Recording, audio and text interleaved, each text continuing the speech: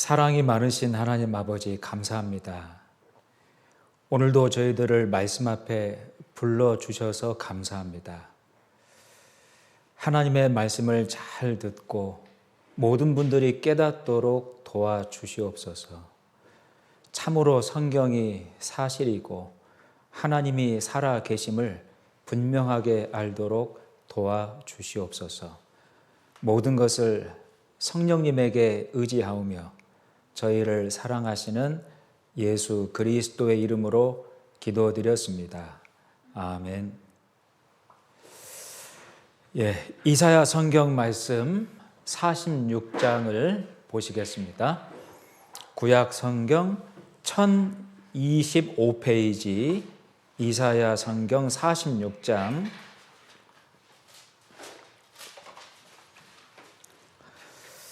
9절 10절 말씀을 보시겠습니다.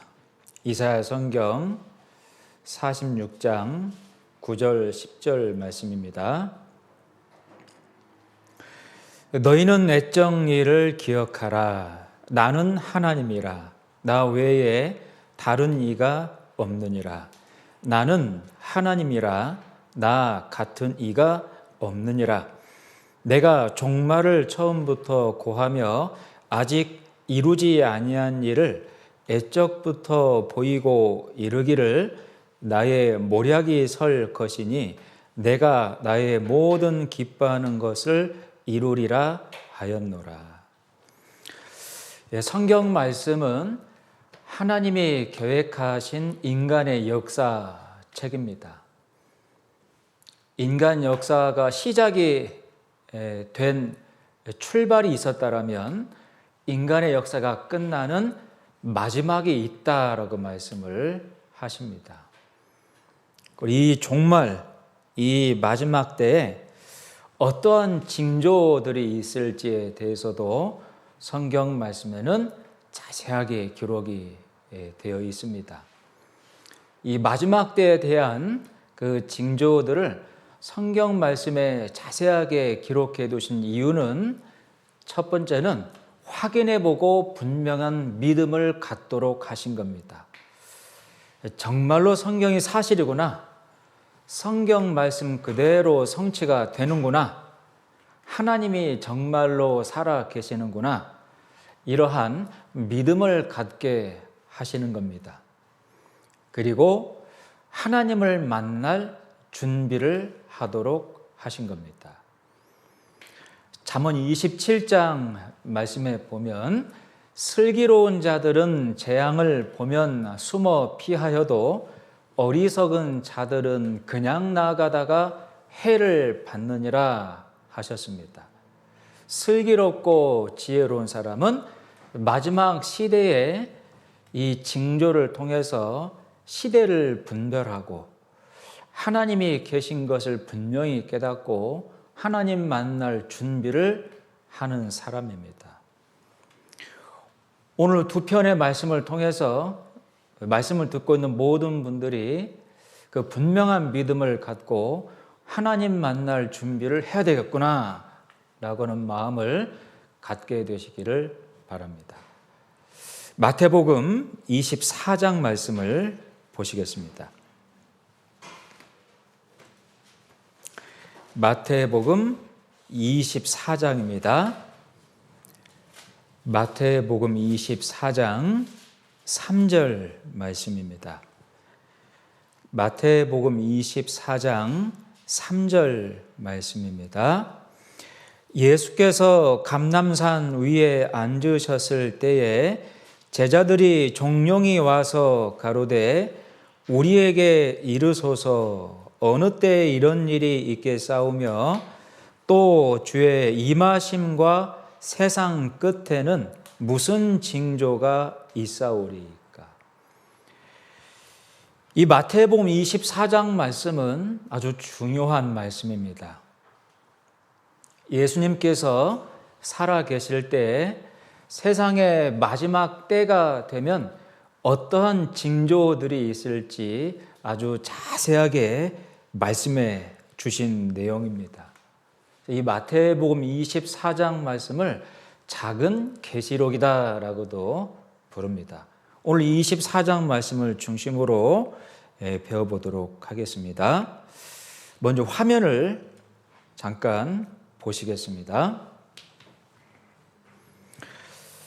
이 성경 말씀을 통해서 연구해 보면 하나님이 계획하신 인간의 역사를 이제 알 수 있는데, 성경 말씀을 토대로 그 역사의 시간표를 몇 단락으로 나눠 볼 수가 있습니다.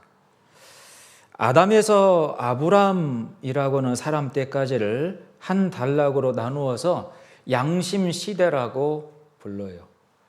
성경 말씀이 없었지만 하나님이 창조하신 자연의 작품들을 통해서 하나님의 솜씨와 하나님의 능력을 양심적으로 알아가도록 했던 시대입니다. 그리고 하나님이 아브람을 불러서 이스라엘 민족의 조상으로 삼으시고 그 이스라엘 민족을 하나님이 선택한 선민 백성이라고 이제 부르는데, 이스라엘 백성들에게 율법을 주시고 그 율법을 통해서 하나님을 알아가도록 했던 시대입니다. 안타깝게도 이스라엘 백성들은 하나님을 버렸습니다. 하나님의 말씀을 버렸습니다. 어제 배운 대로 그들의 죄를 구원해 주시기 위해서 오신 예수님을 십자가에 못 박아 죽였습니다. 그 사랑을 버려버린 겁니다.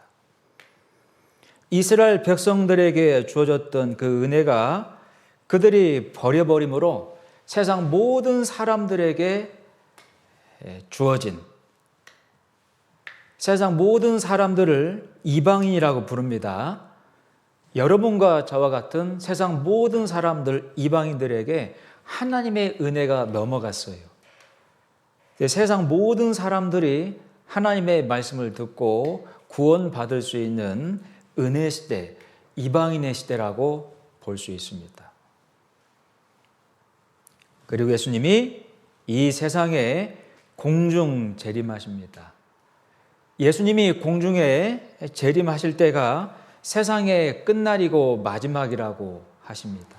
끝날과 마지막이다 라고 하는 것은 구원받을 수 있는 은혜가 끝나는 날이다 라고 하는 말씀이에요.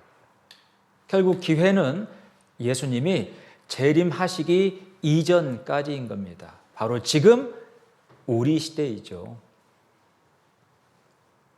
예수님이 공중에 재림하시면 이 세상은 아주 극심한 환란이 찾아옵니다.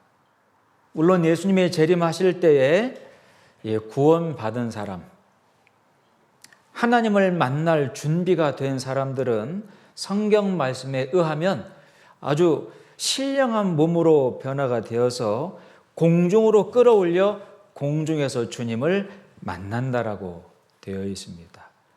마치 애벌레가 번데기의 과정을 거쳐서 나비가 되는 것처럼 이 구원받은 사람은 신령한 몸으로 변화가 되어서 주님이 공중에 내려오실 때 공중으로 올라가 그 주님을 영접하게 됩니다. 나머지 세상 사람들은, 구원받지 못한 사람들은 이 세상의 극심한 환난과 핍박을 겪게 되는 겁니다. 그리고 예수님이 이 땅으로 지상 재림하시면 이 땅을, 이 세상을 아주 무섭게 심판을 하십니다. 그 심판하는 가운데에 세상 모든 사람들이 서로 전쟁을 벌이는 핵전쟁이 벌어진다라고 기록이 되어 있고, 그 핵전쟁이 벌어지는 그 내용도 성경에 자세하게 기록이 되어 있습니다. 그리고 마지막 성경 요한계시록에 보면 아주 많은 재앙들이 이 세상에 벌어진다라고 기록이 되어 있어요.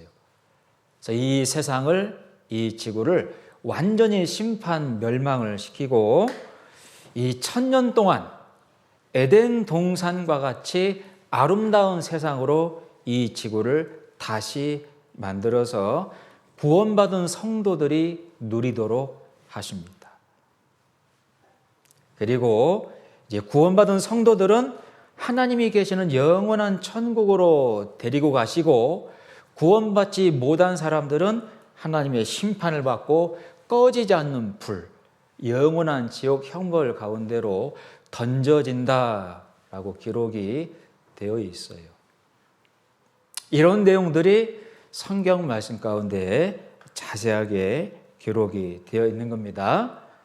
네, 여러분과 제가 살고 있는 지금 이 시대는 예수님이 공중에 재림하시기 직전인 세상 마지막 시대에 저희가 살고 있는 겁니다.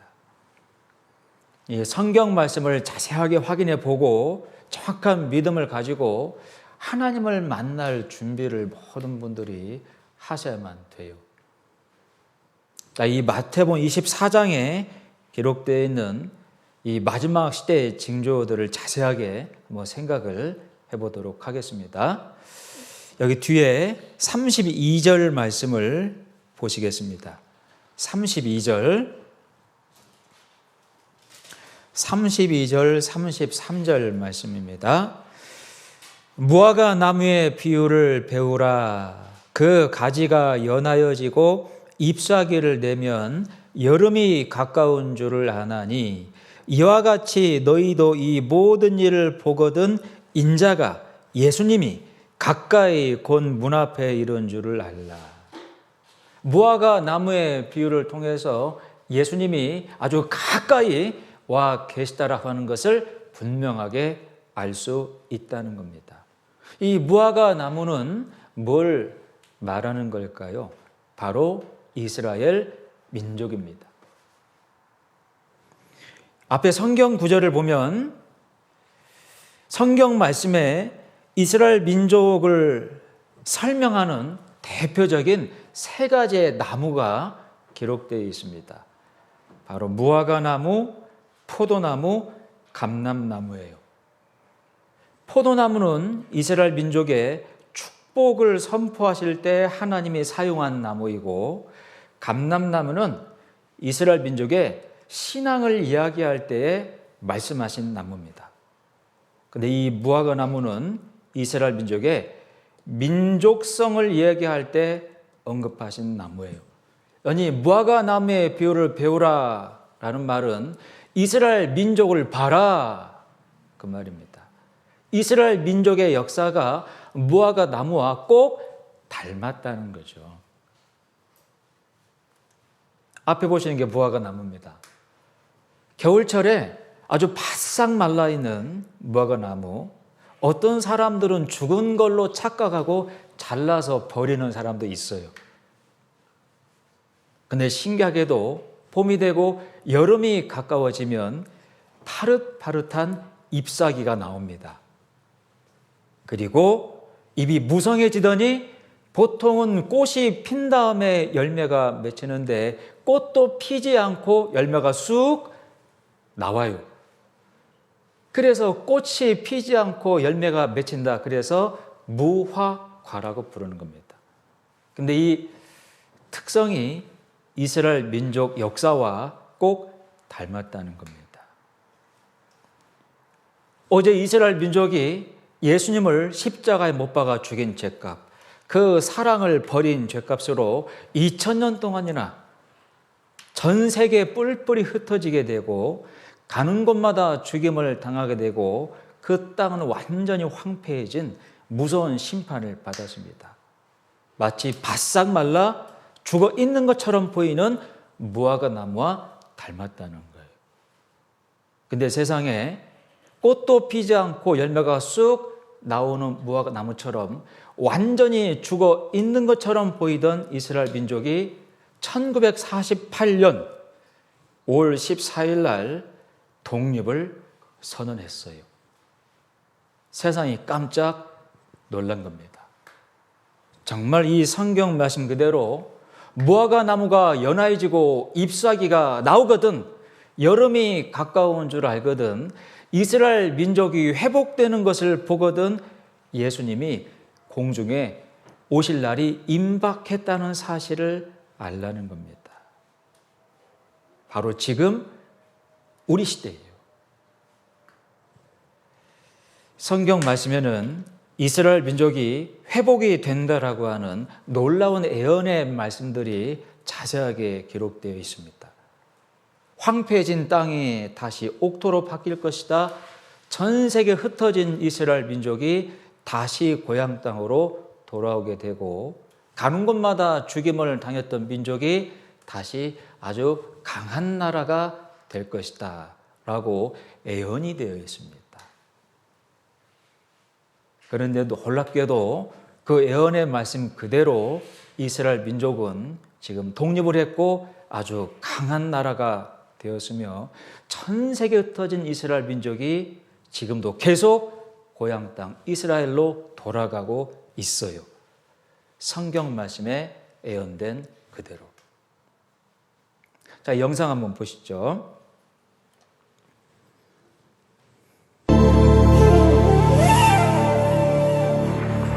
AD 70년 로마에 의해 멸망당한 뒤 지구상에서 사라졌던 나라.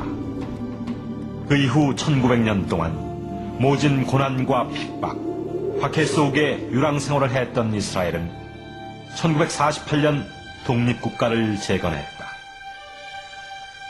1900년 만에 이루어진 기적 같은 독립. 인류 역사상 유례를 찾아볼 수 없는 이스라엘의 이 같은 역사를 세상은 기적이라 했다. 전 세계에 뿔뿔이 흩어져 살던 민족이 1900년 만에 잃었던 나라를 다시 찾은 것이다. 종교인이건 비종교인이건 간에 이스라엘의 독립은 기적이다 얘기를 합니다. 세계 역사상에 한 나라가 망해서 없어졌다가 2000년 만에 조국을 광복한 예가 없습니다. 수많은 사람들은 이스라엘의 독립을 기적이라 했다. 그도 그럴 것이, 잃었던 나라를 1900년 만에 다시 세운다는 것은 인류 역사상 유일무이한 이스라엘만의 역사였기 때문이다. 그러나 성경에는 이미 이스라엘의 독립이 예언돼 있었다.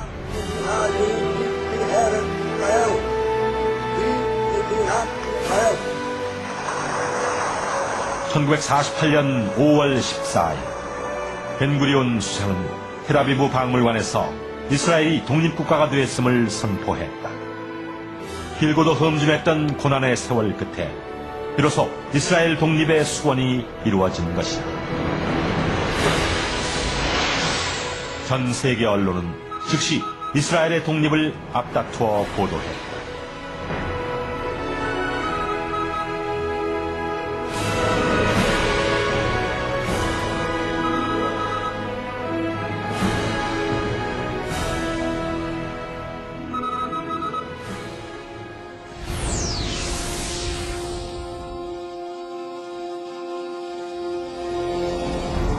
이스라엘이 이러한 역사 속에 독립하기까지 소요된 시간은 불과 50년. 1900년간 아무 움직임이 없다가 불과 50년 동안 이루어진, 우연이라 하기에는 너무나 치밀하게 연이어진 이스라엘의 독립 역사. 이것은 분명 하나님의 역사였다. 네, 하나님의 역사가 아니고서는 2000년 동안 나라 잃어버리고 황폐해진 그 이스라엘 민족, 전 세계에 흩어져 죽임을 당한 그 민족이 고향 땅에 돌아와 독립을 하고 나라를 다시 세운다고 하는 것은 있을 수가 없는 일입니다. 하나님의 역사입니다. 놀랍게 이 성경 말씀에 예수님 오시기 전 이스라엘 민족이 멸망을 당하기도 전에 이 성경 말씀에는 멸망당했다가 다시 회복이 될 것이 예언이 되어 있었습니다. 에스겔 성경 36장을 보겠습니다. 에스겔 36장입니다.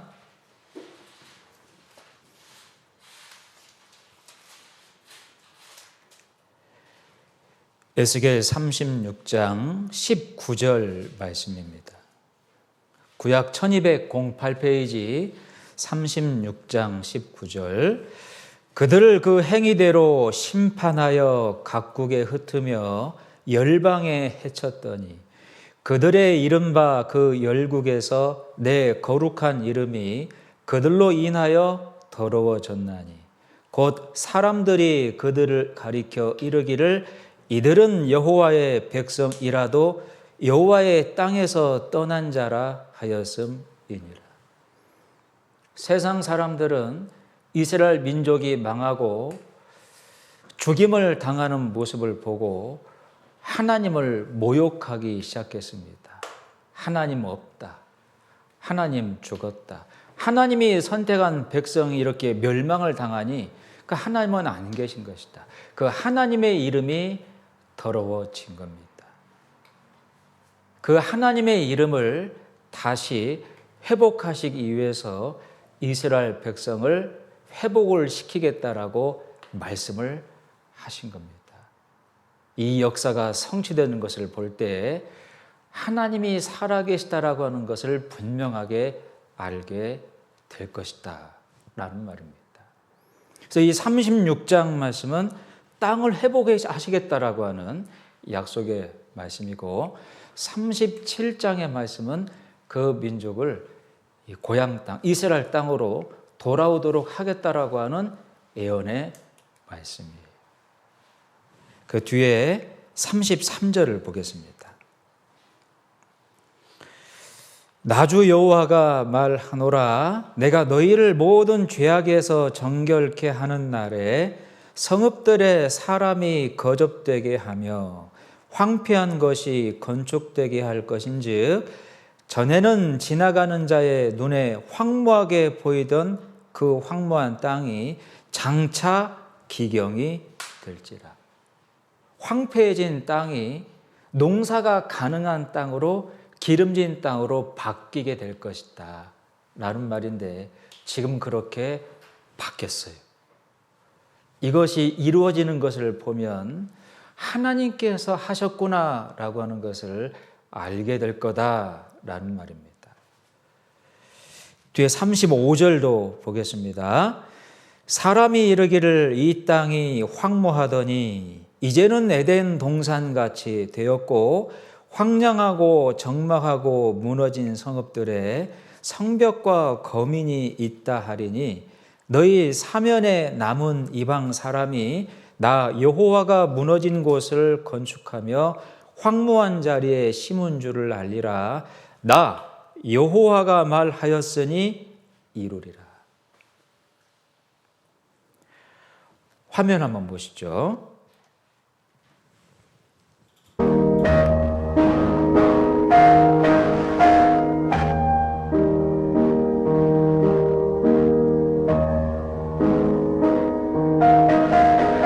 사막의 상당 부분이 비옥하게 변하긴 했지만 광활한 사막은 때론 감당하기 힘든 적이 될 때도 있습니다.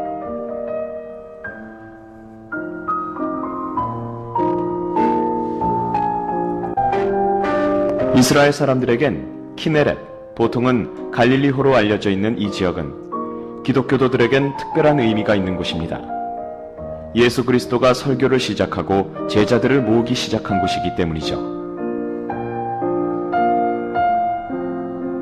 예수가 물 위를 걸었다고 전해지는 곳도 바로 갈릴리호입니다. 최근엔 수량이 풍부한 갈릴리호에서 송수관으로 물을 끌어들여 멀리 떨어져 있는 농경지까지 보내는 독창적인 관계 시스템을 고안해냈습니다.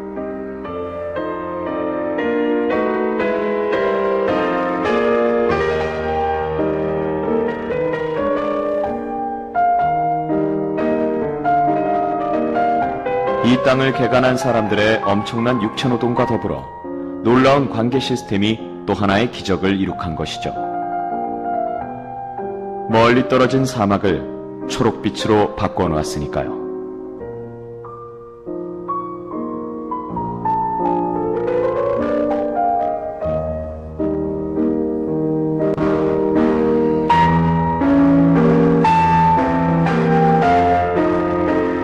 초기 개척자들의 노력과 키부츠라는 농업 공동체 방식으로 이런 놀라운 결과를 이뤄낸 것이죠.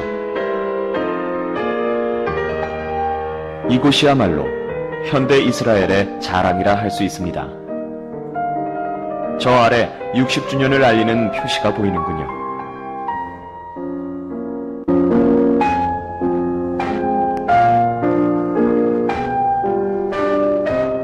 훌라 계곡과 골란 고원 사이에 위치한 이 지역은 뛰어난 자연 경관으로 이스라엘에서도 가장 많은 관광객을 끌어모으는 곳 중 하나입니다.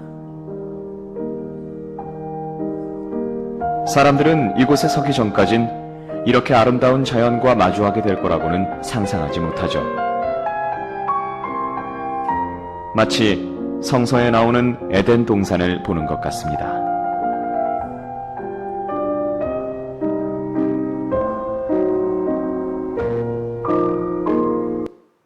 네, 하나님 말씀 그대로 농사가 가능한 아주 기름진 땅으로 지금 바뀐 겁니다. 나 여호와가 말하였으니 이루어지리다. 그리고 전 세계 흩어진 이스라엘 민족을 고향 땅으로 돌아오도록 하겠다 예언하셨습니다. 뒤에 37장을 보죠. 37장 12절입니다. 37장 12절 말씀.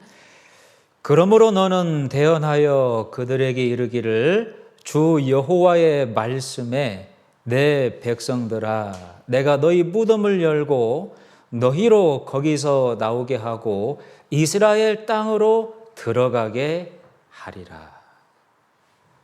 그리고 14절입니다. 내가 또 내 신을 너희 속에 두어 너희로 살게 하고 내가 또 너희를 너희 고토에 거하게 하리니 나 여호와가 이 일을 말하고 이룬 줄을 너희가 알리라. 나 여호와의 말이니라 하셨다 하라. 하나님이 말씀하신 그대로 지금 이루어진 겁니다.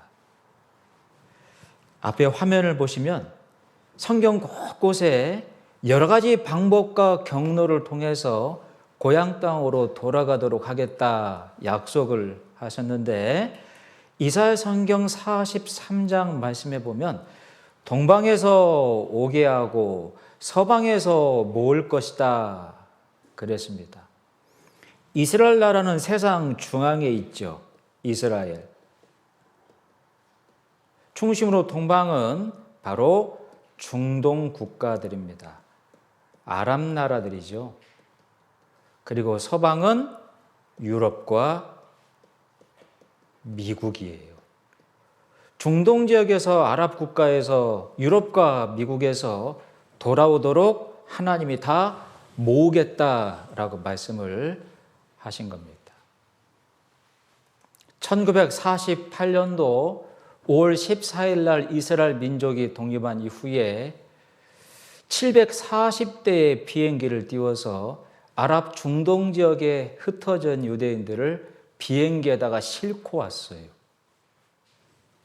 여기 사진이 비행기에 싣고 오는 사진입니다. 중동에 있는 유대인들 비행기에 싣고 와서 이스라엘 땅에 내리고 있는 사진이죠. 근데 이사야 성경 60장 8절 말씀 보면 이스라엘 백성들이 비둘기가 자기 집으로 찾아오는 것처럼 날아서 돌아온다라고 기록되어 있는데 놀라운 말씀이죠. 2700년 전 말씀인데 사람이 날아서 돌아온답니다. 사람이 마차를 타고 돌아온다, 사람이 말을 타고 돌아온다 이해가 되는데 어떻게 2700년 전에 사람이 날아서 돌아온다라고 기록할 수 있겠습니까? 여러분, 세상에 비행기가 만들어진 것은 1903년도입니다. 최초의 비행이 인류 날다. 1903년도 42초 동안 36m를 날았어요. 그러면 약 118년 전이에요. 이때 최초 인간이 비행기를 만든 겁니다.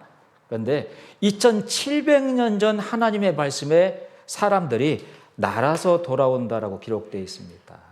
이건 하나님이 기록하신 말씀이에요.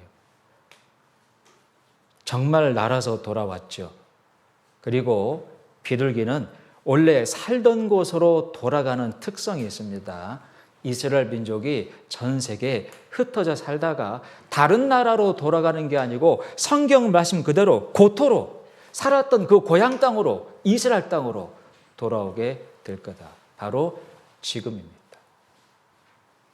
심지어 이 말씀을 보면 어느 지역으로 날아서 돌아올지도 예언되어 있는데 이사야 성경 11장 말씀에 보면 그들이 이스라엘 백성들이 블레셋 사람의 어깨에 날아앉게 될 거다라고 기록되어 있습니다. 이스라엘 지도를 보면 쉽게 이해할 수 있어요. 이스라엘 지도입니다. 그 중에 블레셋 평야라는 지역이 있고 이스라엘 지도를 놓고 봤을 때 어깨에 해당하는 지역이에요.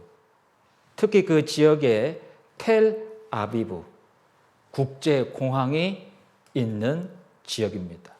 벤구리온 공항. 대부분의 이스라엘 사람들이 이 국제공항 쪽으로 들어오고 있어요. 벤구리온 공항으로. 미국에서 돌아오고 있는 유대인들. 프랑스에서 돌아오고 있는 유대인들. 이스라엘 나라의 총리도 이렇게 얘기합니다. 전 세계 유대인들이여 이스라엘 땅으로 돌아오라. 이 운동이 대대적으로 지금 벌어지고 있는 겁니다. 여러분, 책상 위에 놓여 있는 하나님의 말씀 그대로 성취가 돼가고 있다는 것을 알 수 있어요. 제가 2007년도에 유대인을 만났습니다. 영국에서.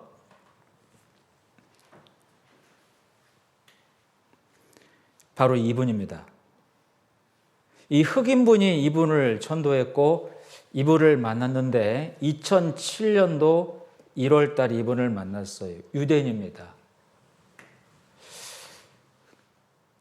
이분이 나한테 이야기하기를 유대인들한테는 고향 땅으로 돌아가는 순서가 정해져 있다라고 충격적인 말을 했어요. 아니, 당신들은 영국에 잘 살고 있는데 왜 테러가 벌어지고 있는 고향 땅으로 굳이 가려고 하십니까? 근데 이분이 하는 말이 저희는 하나님의 말씀대로 순종해야 됩니다. 라고 하며 나한테 보여준 성경 말씀이 에스겔 39장 말씀이었어요. 한번 찾아보죠. 39장 27절 28절입니다.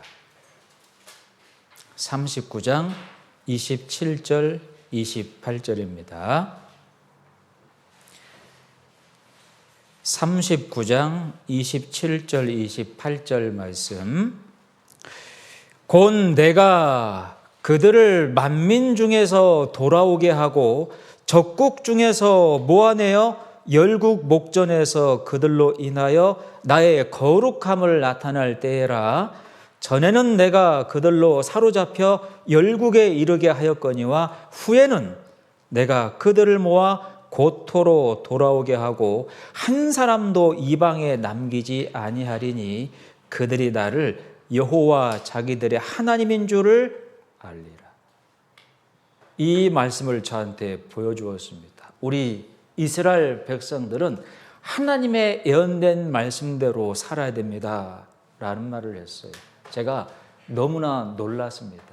제 눈앞에 성경 말씀이 성취가 되고 있는 증인들을, 또 그 증언을 내가 보고 듣고 있는 거잖아요. 여러분, 이 성경은 하나님의 말씀이고 사실이에요. 이 말씀 그대로 성취가 되고 있는 겁니다.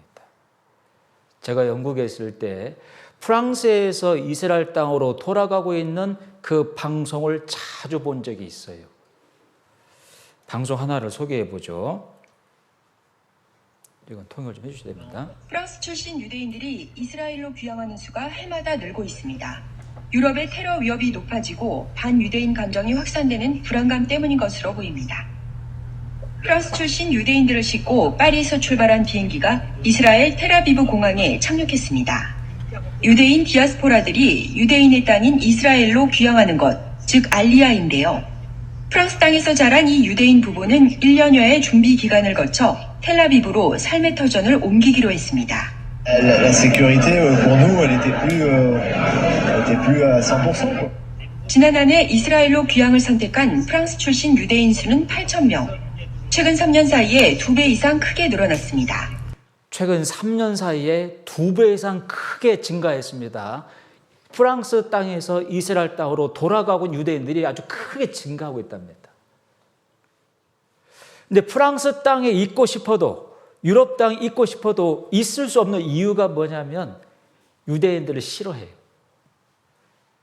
그리고 폭탄을 터칩니다. 테러를 벌이죠. 프랑스 땅에 유럽에 있고 싶어도 있을 수 없는 상황이 되어가고 있어요. 근데 성경 말씀에 하나님이 이스라엘 백성들을 열심을 내어서 돌아가게 할 거다라고 말씀했는데 왜 굳이 열심을 내어서 돌아가게 한다라고 기록되어 있을까요? 안 가고 싶어하는 사람도 있을 테니까요. 근데 테러가 벌어지니까 있을 수 없는 상황이 된 겁니다. 유럽 땅에서. 여기 위에 25절을 보죠. 25절입니다. 그러므로 나 주 여호와가 말하노라 내가 이제 내 거룩한 이름을 위하여 열심을 내어 야곱의 사로잡힌 자를 돌아오게 하며 라고 기록이 되어 있습니다. 정말 성경 말씀 그대로 성취가 되어가고 있죠. 예수님 말씀하시기를 무화과 나무의 비유를 배우라. 이스라엘 민족의 역사를 보라는 거예요. 성경 말씀 그대로 무화과 나무가 연하해지고 잎사귀가 나오면 여름이 가까운 줄 안 것처럼 성경 말씀대로 이스라엘 민족이 회복이 되는 것을 보거든 예수님이 공중에 재림하는 날이 임박했다는 것을 알라는 거예요. 바로 우리 시대입니다. 또 다른 많은 징조들을 보여주었어요. 마태복음 24장을 돌아가 보죠. 마태복음 24장은 표시해 두시기 바랍니다. 마태복음 24장입니다. 24장 4절 말씀입니다. 3절부터 다시 보죠. 마태복음 24장 3절입니다. 예수께서 감람산 위에 앉으셨을 때에 제자들이 종용이 와서 가로되 우리에게 이르소서 어느 때에 이런 일이 있겠사오며 또 주의 임하심과 세상 끝에는 무슨 징조가 있사오리까. 예수님이 공중에 다시 오실 때가 세상의 마지막이라고 말씀하시는데 어떤 징조들이 있습니까? 라고 질문을 했고 예수님은 자세하게 대답해 주셨습니다. 가장 큰 징조가 조금 전 본 무화과 나무, 이스라엘 민족의 회복의 징조입니다. 그리고 전 세계적으로 자연적으로 사회적으로 많은 징조가 발생한다 하셨습니다. 4절부터 보겠습니다. 예수께서 대답하여 가라사대 너희가 사람의 미혹을 받지 않도록 주의하라. 많은 사람이 내 이름으로 와서 이르되 나는 그리스도라 하여 많은 사람을 미혹해 하리라. 7절입니다. 민족이 민족을 나라가 나라를 대적하여 일어나겠고 처처에 기근과 지진이 있으리니 이 모든 것이 재난의 시작이니라. 놀랍게도 지금 다 벌어지고 있는 일들입니다. 자, 화면을 보시면 많은 사람이 내가 그리스도요 예수요 라고 속이는 가짜 하나님, 가짜 예수가 등장하게 될 거다. 세상에 가짜 하나님과 가짜 예수가 얼마나 많은지 몰라요. 한국에만 한국에만 가짜 하나님이 20명 이상 되고요. 가짜 예수가 50명 이상이나 있어요. 우리나라에만. 이 사람은 러시아 사람입니다. 교통경찰관이었어요. 근데 하루아침에 갑자기 자기가 예수요라고 주장을 했고 많은 사람들이 믿고 따라요. 가짜죠. 왜냐하면 성경에는 예수님은 공중으로 오신다 말씀하셨고 공중으로 오시는 모습을 다 본다라고 말씀했거든요. 나는 이 사람을 본 적이 없습니다. 그러면 가짜죠. 성경을 모르면 속는 겁니다. 그 뒤에 30절 말씀을 보겠습니다. 30절입니다. 30절. 그때 인자의 징조가 하늘에서 보이겠고 그때 땅의 모든 족속들이 통곡하며 그들이 인자가 예수님이죠. 구름을 타고 능력과 큰 영광으로 오는 것을 보리라 그랬잖아요. 근데 지금 와 있다라고 하는 사람들은 다 가짜인 겁니다. 근데 이런 징조들이 마지막 시대의 징조라고 하는 겁니다. 이 사람은 호주 사람인데요. 자기가 예수라고 또 주장하는 환자입니다. 그리고 처처에 세상 곳곳에 기근, 굶는 거죠. 양식이 없어서 지진이 있으리니 이 모든 것이 재난의 시작이다 그랬는데 영어 성경 보니까 birth pains, 이게 바로 분만통입니다. 분만통. 산모가 아이를 낳을 때 갖는 통증. 특징이 닮았다는 거죠. 산모가 아이를 낳을 시기가 되면 통증이 더 심해지고 통증이 더 많아지는 것처럼 주님이 오실 마지막 때가 되면 기근과 지진이 더 많아지고 심해진다는 거예요. 굶주린 지구. 하루에 3만 5천 명씩이나 굶어서 죽고 있어요. 여러분, 세상 인구 속에 약 24%만이 하루에 3끼의 식사를 먹어요. 나머지는 3끼 식사를 못 먹는 겁니다. 저기 IT라고 하는 나라에서는 먹을 것이 없어서 진흙을 빵처럼 구워서 먹어요. 인도라고 하는 큰 나라는 땅덩어리 큰데요. 식량이 없어서 배가 부르다 라고는 느낌을 모르는 사람들이 많아요. 배부르게 먹어본 적이 없는 겁니다. 과학은 발달하고 농업 기술도 발달하는데 왜 세상은 굶어 죽는 사람이 늘어나고 있는 걸까요? 날씨와 기후가 말을 듣지 않습니다. 호수가 말라가고 있어요. 땅이 사막으로 변하고 있습니다. 그리고 이 지구가 아주 따뜻해지고 있어요. 그러니 과학이 발달하고 농업 기술이 발달해도 기후와 날씨가 안 좋아지고 있으니 농사를 지어도 아무 소용이 없는 겁니다. 농사를 잘 지어도 태풍 불어버리면 다 날아가 버리고 농사를 잘 지어도 홍수가 나버리면 다 잠겨버리는 거예요.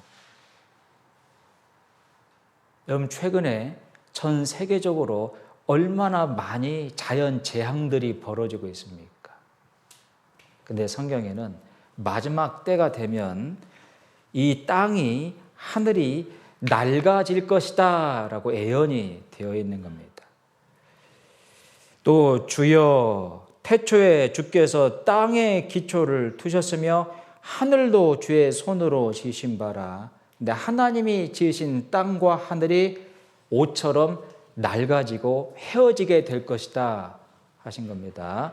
그것들은 멸망할 것이나 오직 주는 영존할 것이요 그것들은, 이 땅과 하늘은 옷과 같이 낡아지리니.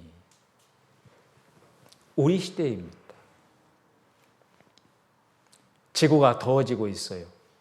얼음이 녹음으로 생태계가 파괴되고 있습니다. 작년 한 해 동안에 경기도 땅 절반만한 얼음이 녹았어요. 엄청난 속도입니다. 저기 유럽의 아이슬란드라는 나라에서는 빙하 50개가 사라져버렸어요. 그래서 빙하 장례식을 치렀습니다. 심각합니다. 지구가 이상해지고 있어요. 더운 나라에 폭설이 내리고 추운 나라에 홍수가 나고 있는 겁니다. 그런 뉴스를 자주 보게 될 겁니다. 작년에 미국 캘리포니아 주에 대형 산불이 발생했습니다. 얼마나 엄청난 산불이었냐면 72시간 동안 12,000번이나 번개가 때렸어요. 세상에. 캘리포니아 주의 어떤 계곡은 온도가 55도까지 올라갔습니다. 그냥 라면 꺼내놓으면 끓는 온도 비슷하게 되는 거예요. 계란 삶아지고. 서울 6배 면적이 다 타버렸습니다. 땅이 갈라지고 벌어지는 지진이 자주 발생하고 있고, 이 구약 성경 말씀에 이미 예언되어 있죠. 땅이 깨어지며 땅이 갈라지고 땅이 흔들리며 취한 자같이 비틀비틀하며 침망같이 흔들리며 그 위에 죄악이 중함으로 떨어지고 다시 일지 못하리라. 성경의 역사를 보면 하나님의 심판이 가까워질수록 자연의 재앙들이 항상 발생했다는 것을 알 수 있습니다. 노아의 홍수 심판 때에도 지진이 있었어요. 바벨탑이 무너질 때에도 지진이 있었어요. 이제 하나님의 마지막 세상 심판이 임박할 때 하나님은 자연의 재앙을 먼저 내리셔서 경고하고 있는 겁니다. 이 지진이 정말 급속하게 증가하고 있습니다.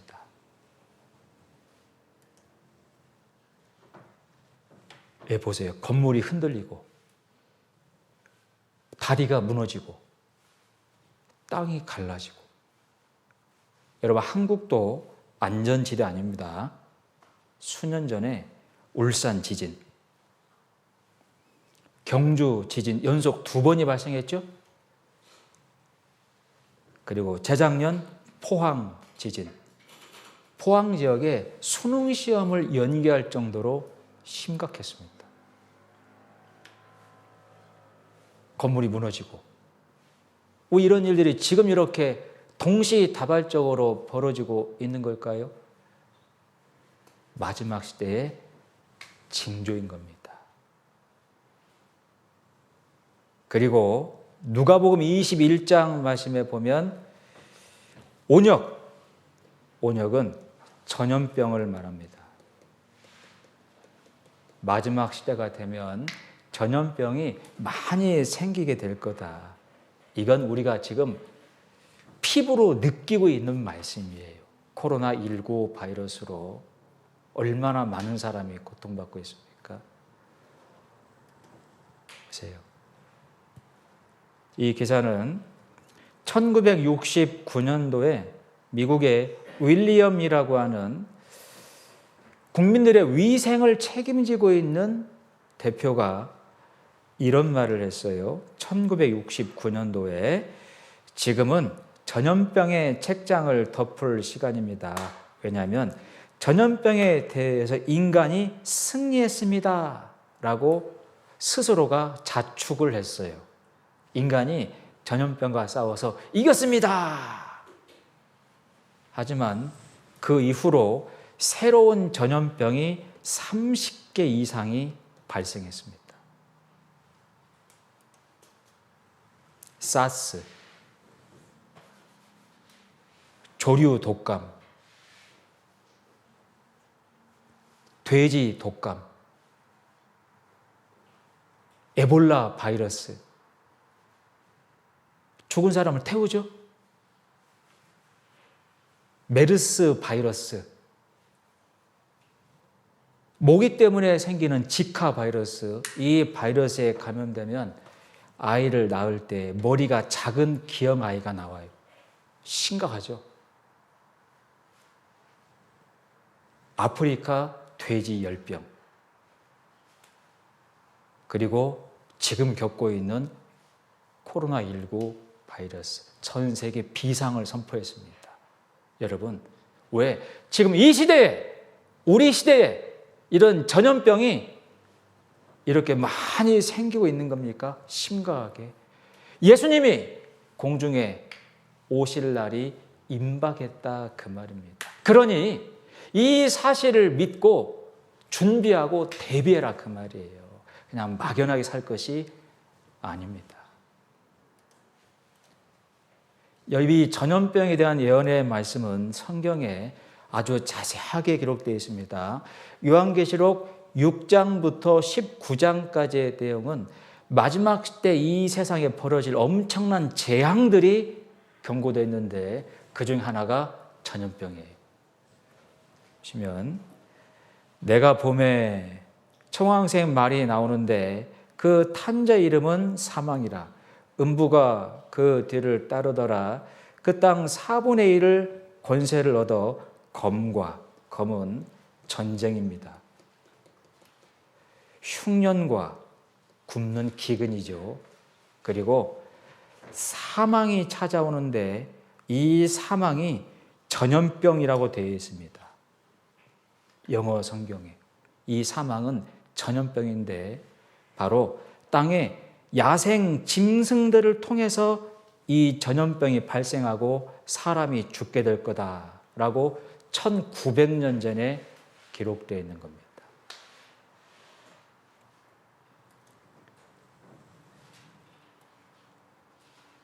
이 자료는 영국의 유명한 의학 잡지에 실린 내용이에요.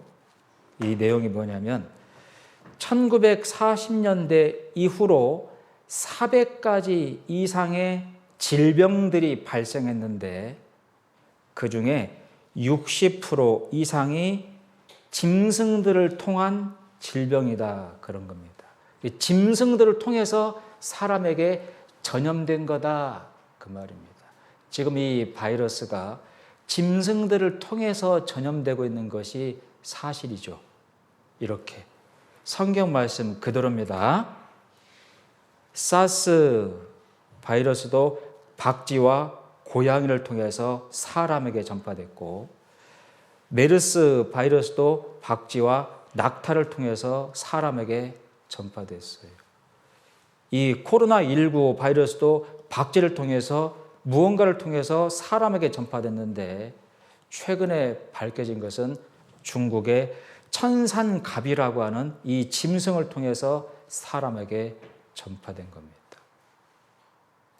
그러니 이 성경 말씀에 나와 있는 그대로 땅의 짐승을 통해 이 전염병으로 사람이 죽게 될 거다라는 말입니다. 근데 더 놀라운 말은 땅 4분의 1의 권세를 얻었다.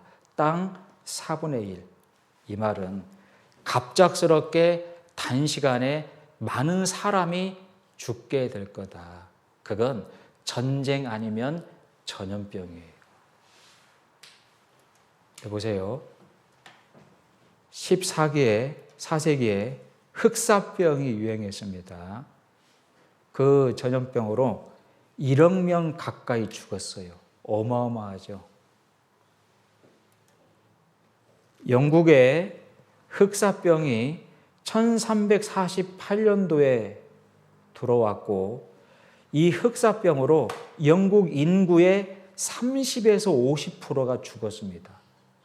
그러니 단시간 안에 정말로 많은 사람이 죽은 거예요. 성경 말씀은 이미 자세하게 경고하고 있는 겁니다. 여러분, 마지막 시대에 저희가 살고 있어요. 노아의 홍수 심판 때 방주에 타지 않으므로 그들이 홍수의 심판을 받은 것처럼 여러분, 이 마지막 시대에 분명하게 성경 말씀을 믿고 죄에서 구원받아 천국 갈 소망을 갖지 않으시면 무서운 심판 가운데 들어가게 된다는 사실을 기억하셔야 됩니다. 정말 남아있는 말씀을 잘 들으셔야 돼요. 잠깐 쉬었다가 마지막 시대 징조를 더 자세하게 말씀을 드리겠습니다.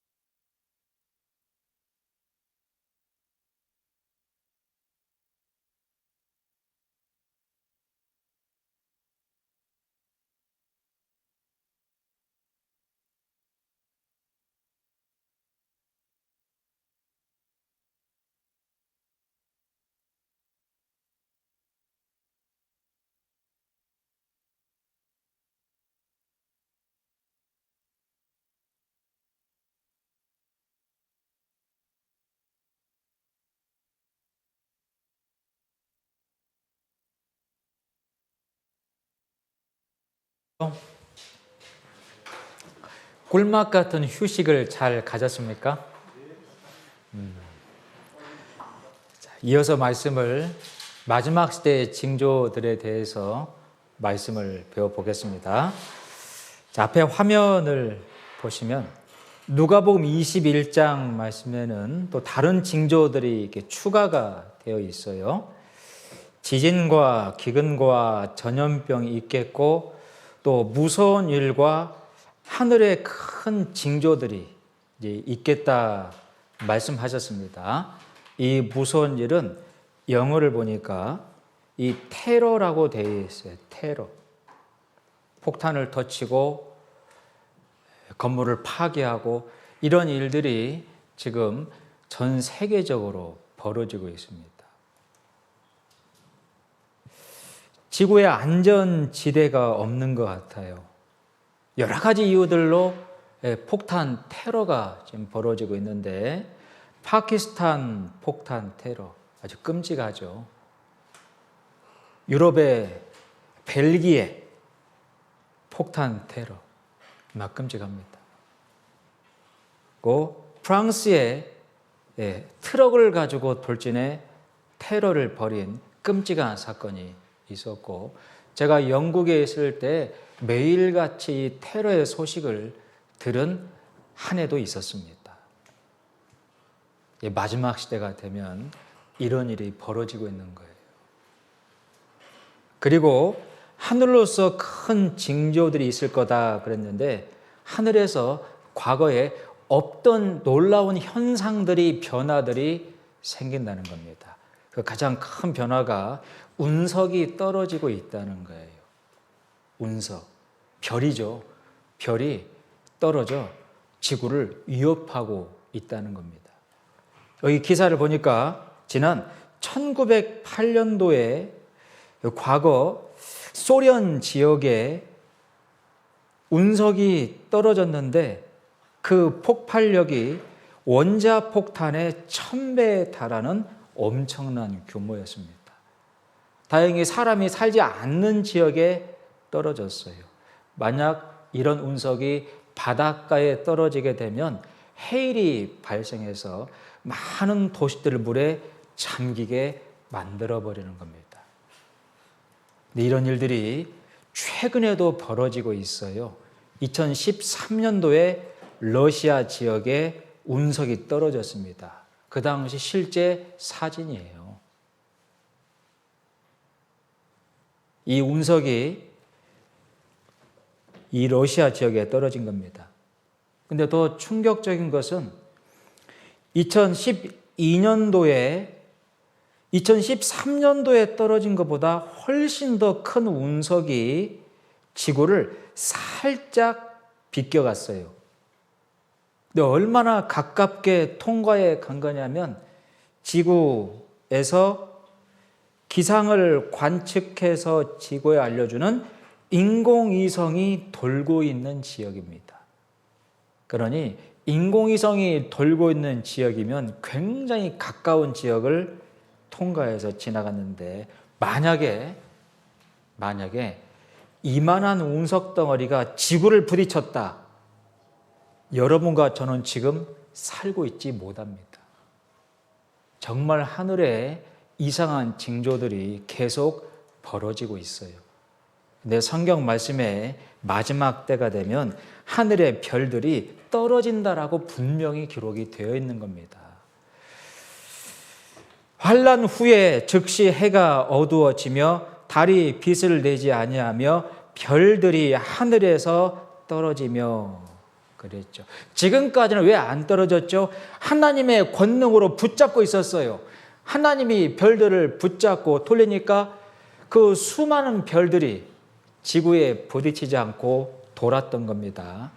그런데 마지막 때가 되면 하나님의 권능이 놔요. 하나씩 이제 지구에 떨어지는 겁니다. 우리 시대예요.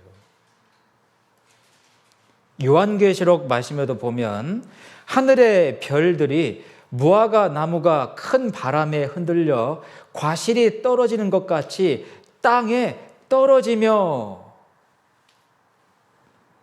우리 시대잖아요.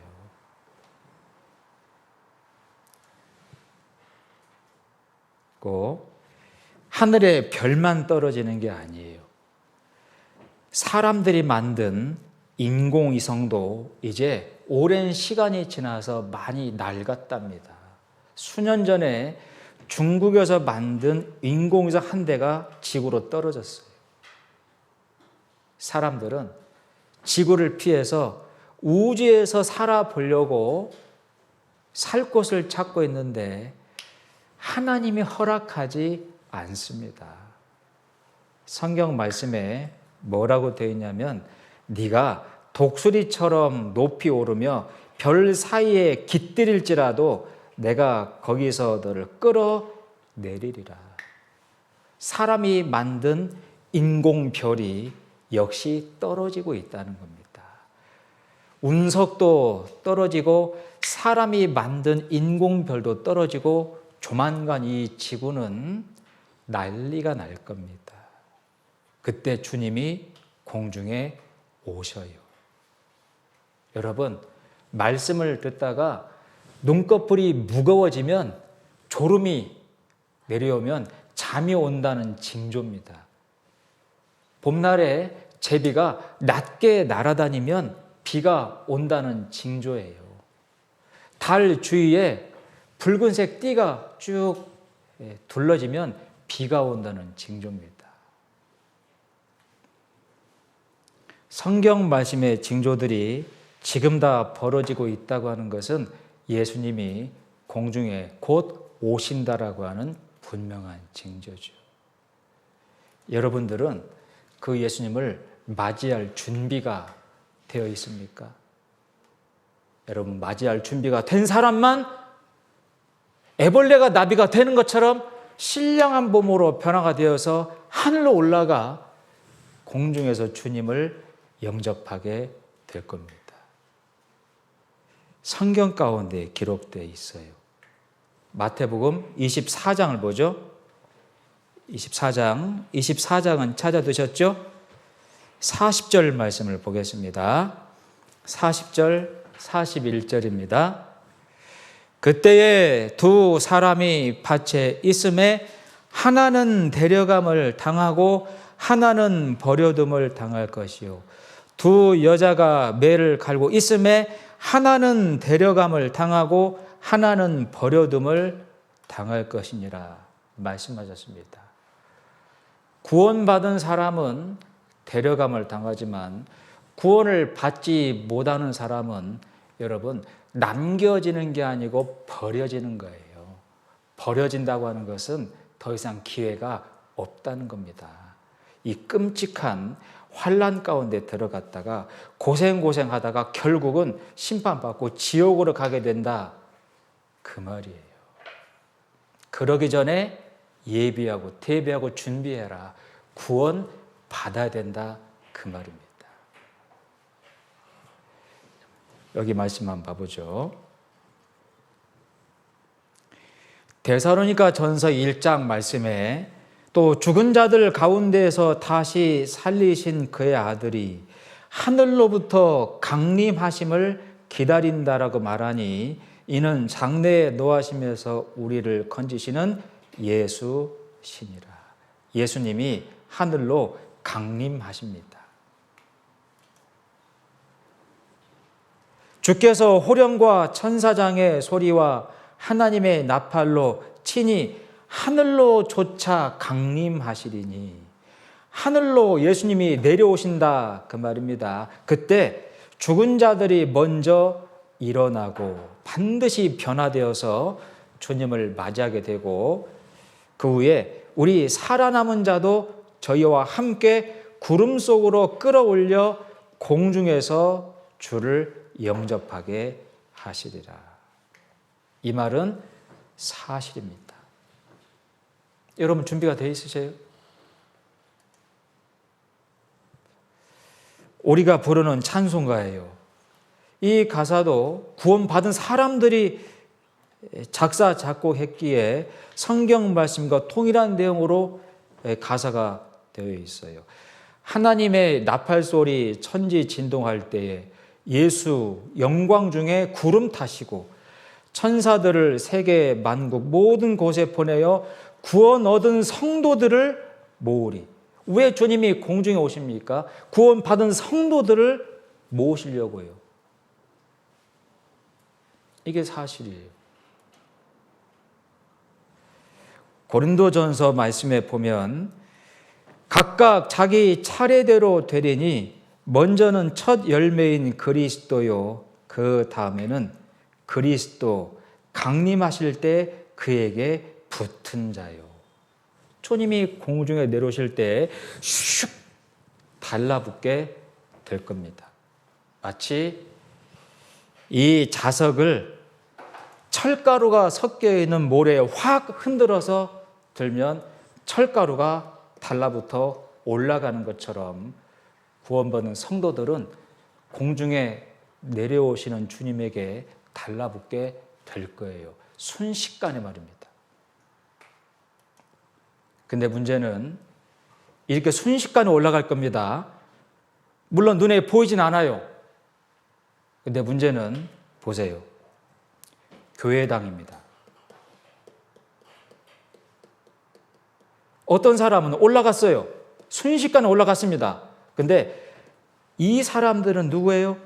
이 사람들은 뭐예요? 하나님을 믿는다고 하는 사람들입니다. 하나님을 안다고 하는 사람들입니다. 그러니까 교회당에 왔겠죠? 근데 왜 올라가지 못하고 버려진 걸까요? 구원받지 못한 사람들입니다. 성경 말씀대로 구원받지 못한 사람들이에요. 우리 가운데 그런 사람이 있을 수 있어요. 여러분들은 정말로 성경 말씀 그대로 구원을 받았습니까? 성경 말씀을 통해서 구원받았습니까? 그래야만 돼요. 그래야 공중에 올라가는 겁니다. 그렇지 않으면 교회당을 다녀도 헌금을 많이 해도 기도원을 찾아다녀도 주님을 영접할 수 없어요. 이렇게 버려진 자들이 있는 겁니다. 예수님 말씀에 의인 중에서 악인을 갈라낸다, 걸러낸다라고 분명히 말씀했습니다. 의인은 뭐예요? 자기가 하나님을 믿는다라고 생각하는 사람들이에요. 정말로 구원을 받지 못한 사람은 악인이에요. 그런 사람들을 걸러내는 겁니다. 마태복음 7장 말씀에도 나더러 주여 주여 하는 자마다 천국에 다 들어갈 것이 아니요. 주여 주여 하나님 하나님 하는 사람들은 하나님을 믿는다라고 하는 사람들이에요. 교회를 다니는 사람들입니다. 하지만 하나님을 믿는다고 하고 교회를 다닌다고 다 천국 가는 것이 아니에요. 하나님의 뜻대로 행하는 자, 하나님의 뜻대로 행하는 게 뭐예요? 구원받는 겁니다. 어떻게 해요? 성경 말씀으로. 여러분 성경 말씀으로 정확하게 죄 문제 해결 받았습니까? 죄에서 확실하게 구원 받았습니까? 여러분 마음에 말씀의 증거가 있어요? 있어야 돼요. 정말 불행한 것은 이 세상에 버려지는 겁니다. 한 사람은 데려감을 당하고 한 사람은 버려감을 당할 거예요. 여기 영상 한번 보죠.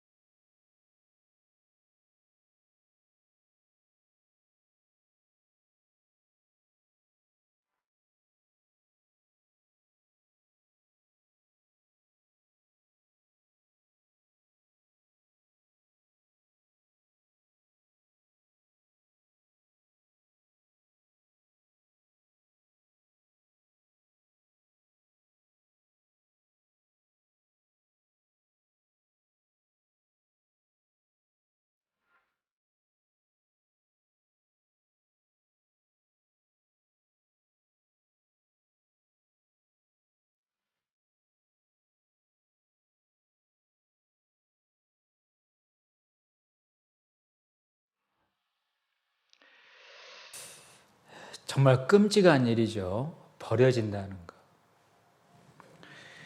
주님이 공중에 내려오실 때 구원받은 성도들은 전부 다 올라갑니다.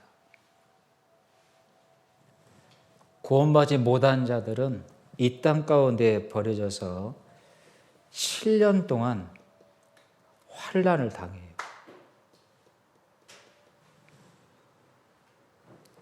이 앞에 전 3년 반 동안에는 세계가 똘똘 뭉치게 되고 세계의 지도자, 소위 적그리스도가 등장하게 됩니다.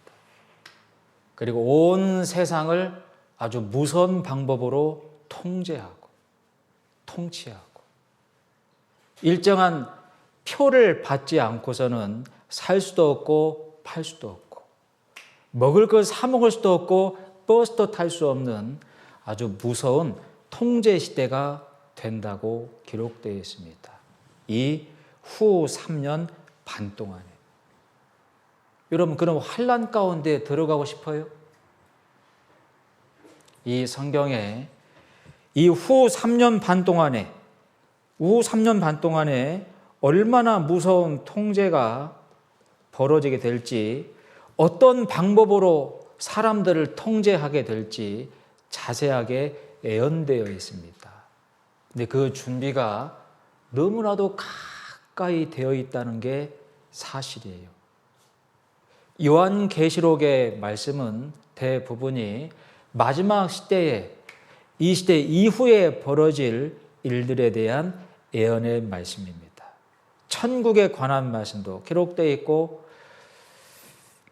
지옥에 관한 말씀도 기록되어 있고 천국에 가 있는 성도들의 모습도 기록되어 있고, 근데 안타깝고 끔찍하게도 이 세상에 버려진 자들에게 어떠한 재앙이 벌어질지가 자세하게 기록되어 있습니다.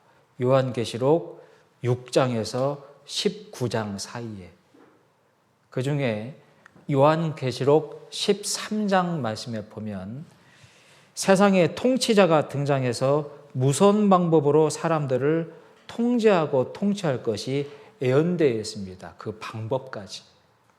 요한계시록 13장을 보죠. 요한계시록 13장입니다. 13장 5절 말씀입니다. 요한계시록 13장 5절 말씀입니다. 13장 5절.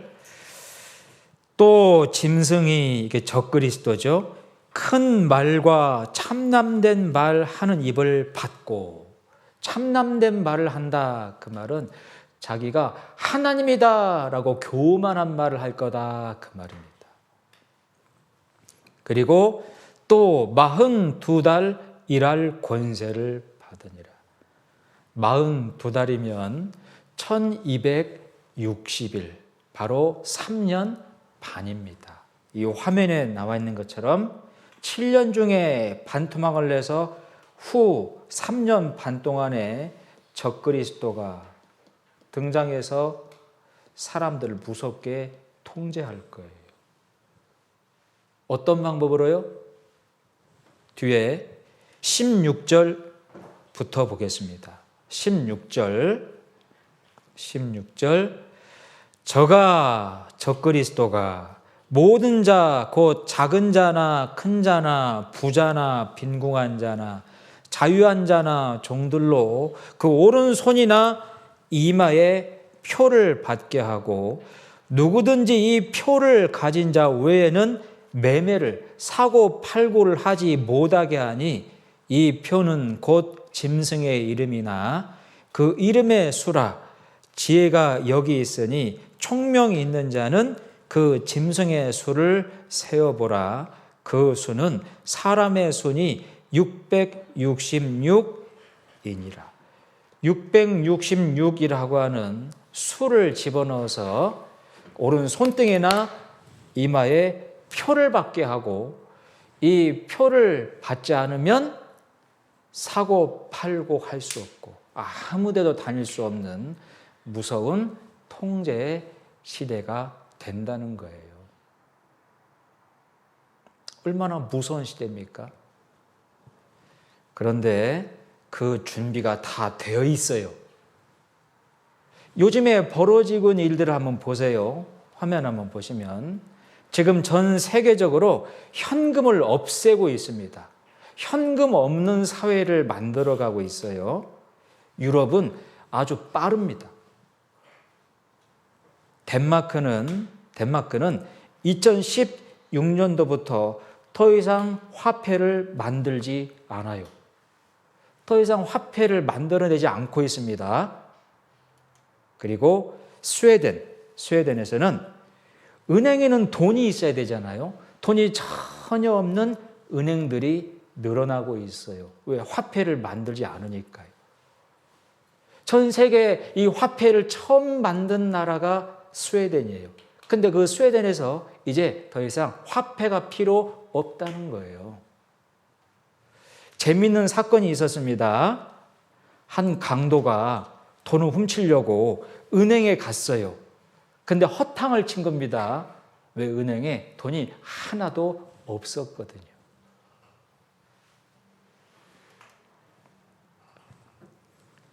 유럽, 현금이 사라지고 있다. 거리에서 악기 연주를 하고 있는 이 악사도 현금을 받지 않습니다. 여기 지나가던 시민이 아이고 연주를 잘 들었습니다. 고마움의 표시로 돈을 내야 되는데 뭘 가지고 계산해요? 카드 가지고요. 카드 가지고. 왜? 현금이 없어요. 제가 영국에 있을 때 현금을 100만 원을 갖고 있어도 버스 못 탑니다. 왜? 현금 안 받아요. 카드가 있어야 돼요. 카드가. 유럽은 굉장히 빠르게 현금이 사라지고 있습니다. 스웨덴에서는 헌금을 카드로 내요. 이제 한국도 여기 스타벅스라고 하는 커피숍에서 현금을 받지 않는 매장을 운영하고 있습니다. 여기 평촌에 스타벅스 매장도 현금 100만 원을 가지고 가도 아메리카노 커피 못 사 먹습니다. 현금을 안 받거든요. 이미 우리 생활 곳곳에 현금이 사라지고 있습니다. 고속도로 통과할 때도 하이패스 삑 하고 그냥 지나갑니다. 버스를 탈 때에도 삑 그냥 탑니다. 전철을 탈 때에도 삑 그냥 탑니다. 근데 이 카드가 편리한데 문제가 있어요. 영국서 발생한 사건입니다. 아주 나쁜 사람이 기계를 가지고 이 사람 엉덩이에 있는 카드를 싹 긁어요. 그러면 이 사람의 카드 정보가 쑥 들어가 버려요. 그러면 카드 번호, 카드 소유주, 그 다음에 유효 기간만 집어넣으면 어떤 온라인 매장에서 결제가 가능합니다. 그러니 이 카드가 문제가 있구나, 문제가 있다.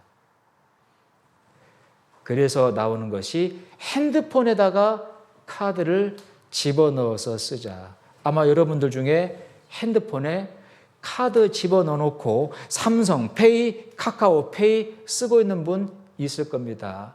근데 이것도 문제가 있어요. 이것 때문입니다. 부정결제. 다른 사람이 나쁜 마음을 먹고 메일을 보냈는데 내가 메일을 열어보는 순간 내 카드 정보를 쑥 빼가버려요. 그러면 내 카드 정보를 빼가서 마음대로 쓰는 겁니다. 그러니 이것도 안 되겠다. 그리고 나온 게 뭐예요? 사람의 몸의 신체를 가지고 결제 정보 시스템을 만들자는 겁니다. 사람의 눈을 가지고, 눈으로, 사람의 손바닥을 가지고, 사람의 손가락을 가지고, 손가락 끝에 지문을 가지고 사람의 얼굴을 가지고 사고팔고 하자. 버스 전철 타자. 더 이상 카드 갖고 다니지 말자. 핸드폰도 안전하지 않다.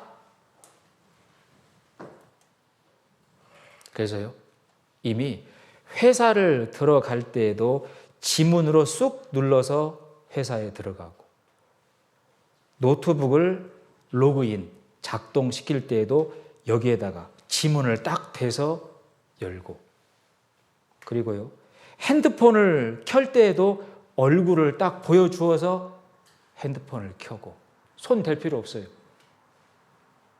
그리고 은행에서 돈 찾을 때 자기 눈동자를 싹 보여주면 돈이 주르르 나와요. 카드 필요 없어요. 핸드폰 필요 없습니다. 그리고 손바닥을 딱 대면 돈이 주르르 나와요.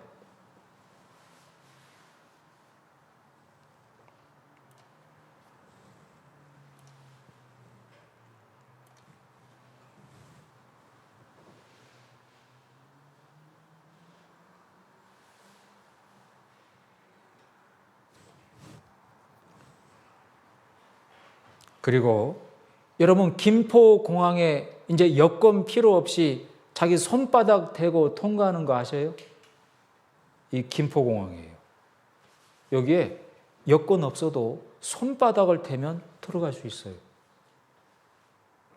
얼마나 편리한 세상입니까? 근데 얼마 전에 이제 마트에서 물건 살 때에도 돈 없어도 되고, 카드 없어도 되고, 핸드폰 없어도 돼요. 손바닥을 대면 결제를 할 수 있어요. 그래서 여기에 당신은 왜 이러지?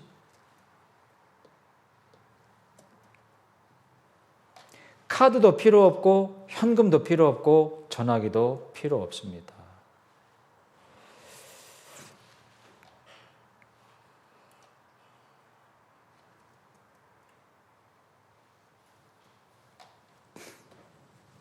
근데요, 이것도 문제가 있답니다.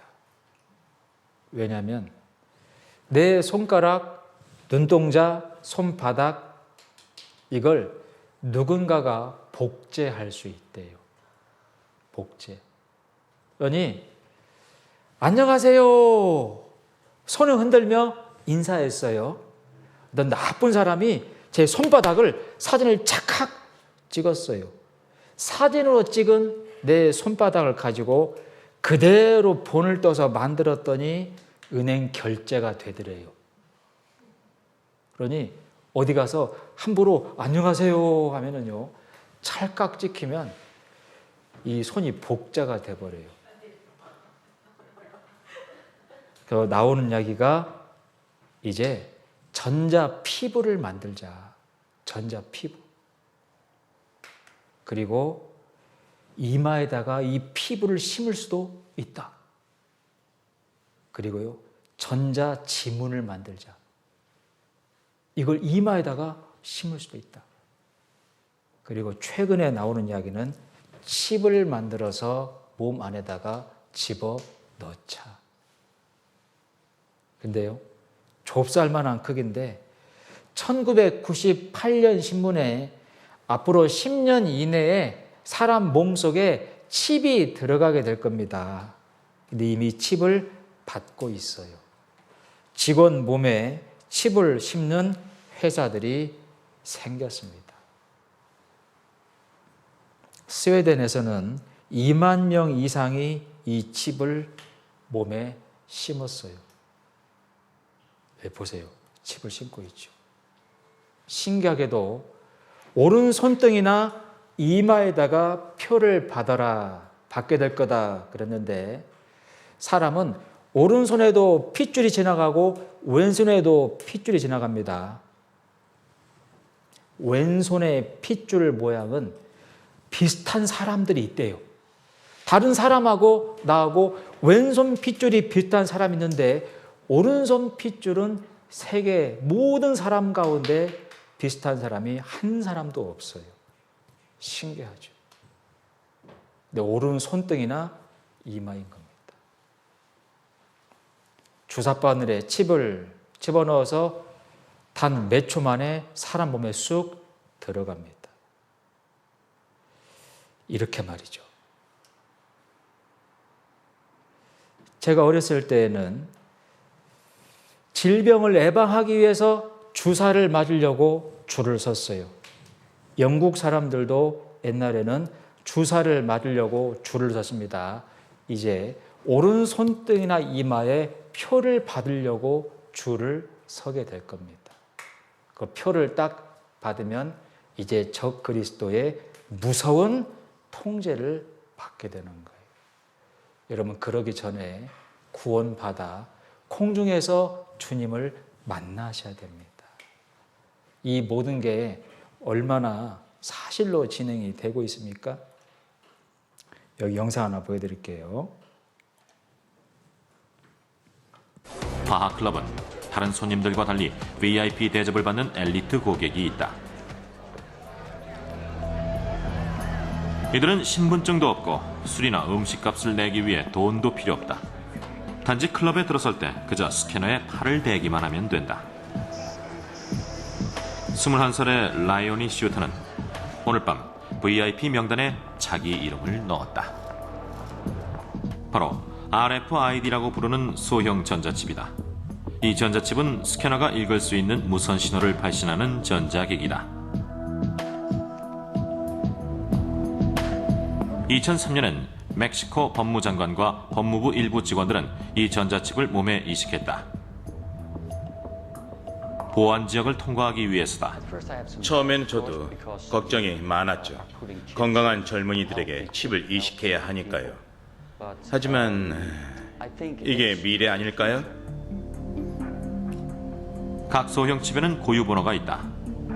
스캐너가 흐른 순간 데이터베이스에 접속, 이름뿐 아니라 더 많은 것을 알게 된다. 기술적으로 이 데이터베이스가 저장 가능한 정보의 양에는 한계가 없다. 이 바늘로 전자칩을 이식할 겁니다. 칩의 크기는 쌀 한 톨보다 약간 큰 정도. 라이오니가 칩을 제거하는 수술을 받지 않는 한 이 칩은 영원히 그의 몸 안에 남아있게 된다. 자, 조금만.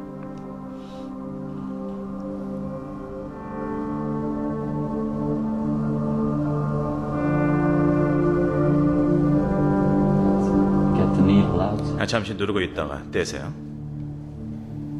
시술 시간은 불과 몇 초. 일부는 머지않은 장래에 이 칩이 신분증을 대신하리라 생각한다. 새로운 감시 기술에 동참하는 것이다.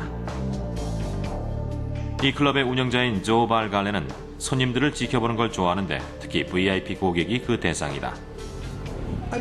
앞으로 20년 내에 흔한 일이 될 겁니다. 태어나자마자 칩을 이식해서 평생 몸 안에 지니고 다니게 될 거예요. 그 안에 온갖 정보가 다 들어있을 테니까요. 그래서 문제가 생기면 그 칩을 읽어보고 신분을 확인할 겁니다. 신분 확인용 칩 이식은 시작에 불과하다. 미래에는 아마 GPS와 결합해서 누가 언제 어디에 있는지 알아내는 것쯤은 충분히 가능해진다. 완벽한 감시가 이루어지는 미래. 과연 우리가 숨을 곳이 있을까?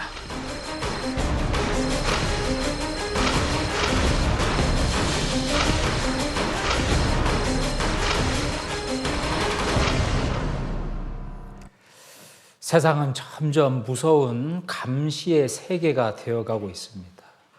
최근에 코로나 바이러스를 통해서도 정부가 어떤 기관이 각 국민들을 얼마나 무섭게 감시하고 있는지 몰라요. 다 연습하고 있는 겁니다.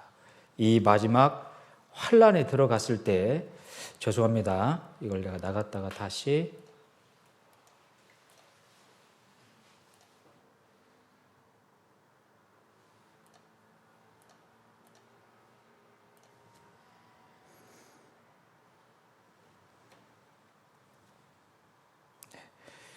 이 후 3년 반 동안에 정말로 무서운 감시와 통제의 시대가 될 거예요.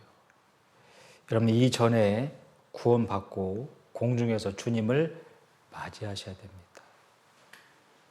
이 7년 동안에 환란 기간이 끝나면 이 세상은 공중에도 주님이 다시 땅으로 내려오셔서 이 세상을 무섭게 심판하셔요. 시편 성경 말씀에는 철장으로 깨 부수는 것으로 심판의 그 무서움을 표시하고 있습니다. 이 세상이 심판받는 그 모습 중에 하나가 인간들끼리 서로 인간들이 만든 무서운 무기를 가지고 전쟁을 벌이게 될 거다라고 예언되어 있습니다. 전쟁. 이 마지막 때에 전쟁이 벌어져요. 이 전쟁은 바로 핵전쟁입니다. 핵전쟁. 이 전쟁의 모습이 구약 성경 에스겔 성경에 아주 자세하게 예언되어 있어요. 어떤 나라들이 어떤 나라들을 데리고 어떤 나라들을 침략해서 전쟁이 벌어질지 자세하게 예언되어 있습니다. 근데 정말로 그 말씀 그대로 그 나라들의 움직임이 심상치가 않다는 거예요. 에스겔 38장을 보겠습니다. 에스겔 구약 1211페이지입니다. 38장 1절 말씀부터 보겠습니다. 에스겔 38장 1절입니다. 1211페이지. 여호와의 말씀이 내게 임하여 가라사대 인자야 너는 마곡 땅에 있는 곡골 로스와 메섹과 두발 왕에게로 얼굴을 향하고 그를 쳐서 애언하여 이르기를 주 여호와의 말씀에 로스와 메섹과 두발 왕 고가 내가 너를 대적하여 너를 돌이켜 갈고리로 내 아가리를 꿰고 너와 말과 기병 곧 내 온 군대를 끌어내되 완전한 갑옷을 입고 큰 방패와 작은 방패를 가지며 칼을 잡은 큰 무리와 그들과 함께한 바 방패와 투구를 갖춘 바사와 구스와 붓과 고멜과 그 모든 떼와 극한 북방의 도갈마 족속과 그 모든 떼 곧 많은 백성의 무리를 너와 함께 끌어내리라. 여러 나라들의 이름들이 기록되어 있습니다. 언제 이런 전쟁이 벌어지냐면 8절입니다. 8절 여러 날 후 곧 말년에 세상 마지막 때에 어떤 나라와 전쟁을 벌이냐면 10절입니다. 나 주 여호와가 말하노라 그날에 네 마음에서 여러 가지 생각이 나서 악한 꾀를 내어 말하기를 내가 평원의 고을들로 올라가리라. 성벽도 없고 문이나 빗장이 없어도 염려 없이 다 평안히 거하는 백성에게 나아가서 완전히 회복이 되어서 많은 재물을 가지고 고향 땅에 돌아가 평안히 거하고 있는 이스라엘 나라 백성들입니다. 세상에 수많은 재물을 갖고 있는 이스라엘 나라, 그 나라의 그 백성들의 물건을 겁탈하고자 침략을 한다라고 기록되어 있어요. 여기 밑에 12절입니다. 물건을 겁탈하며 노략하리라 하고 내 손을 들어서 황무하였다가 지금 사람이 거처하는 땅과 열국 중에서 모여서 짐승과 재물을 얻고 세상 중앙에 거하는 백성을 치고자 할 때 세상 중앙에 거하며 많은 재물을 가지게 된 평안히 거하고 있는 이스라엘 백성들입니다. 세상 중앙에 거하는 백성들. 정말 자세하게 기록이 되어 있는데 이대로 지금 성취가 되어가고 있다는 거예요. 여기를 보십시오. 이 곡과 마곡은 러시아입니다. 그리고 도갈마 족속은 터키를 말하고 바사는 이란을 말하고 구스는 에티오피아 붓은 리비아를 말해요. 고멜은 동부 유럽입니다. 아마도 독일이 될 가망성이 큽니다. 예, 독일의 총리가 공산권 사람이거든요.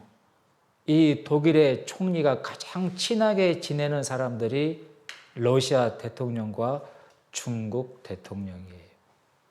결코 미국과 친하지 않습니다. 이 러시아가 터키와 독일과 이란과 에티오피아와 리비아를 데리고 세상 중앙에 가는 이스라엘 나라 백성들을 물건을 겁탈하고자 쳐들어간다라고 기록이 되어 있는 겁니다. 예, 유명한 지역 언어학자 이야기가 이 두발은 두볼스크라는 지역이고 메색은 모스크바 지역이다. 모스크바와 두발스크, 지금 러시아에 있는 지역들입니다. 러시아를 러스라고 부르죠. 러스. 이 러시아 지도를 보면 토벌스크 있죠. 두발입니다. 과거부터 아주 무역이 굉장히 활발하게 진행된 지역이 토벌스크, 바로 성경의 두발이에요. 현재 존재하고 있는 지역들이고 정확히 러시아 땅입니다. 언제 러시아가 이스라엘 나라를 공격하게 될까? 여기 유명한 미국의 잡지죠.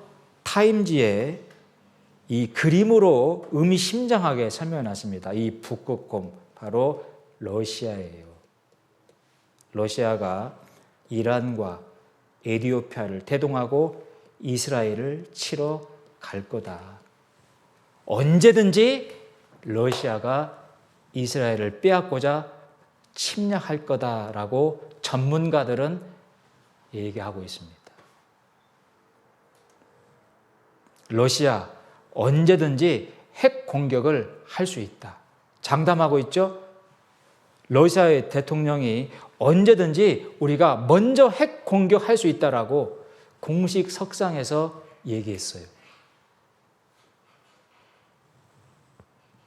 여기에 영어 성경을 보면 지금 우리 시대의 국가 이름으로 기록되어 있습니다.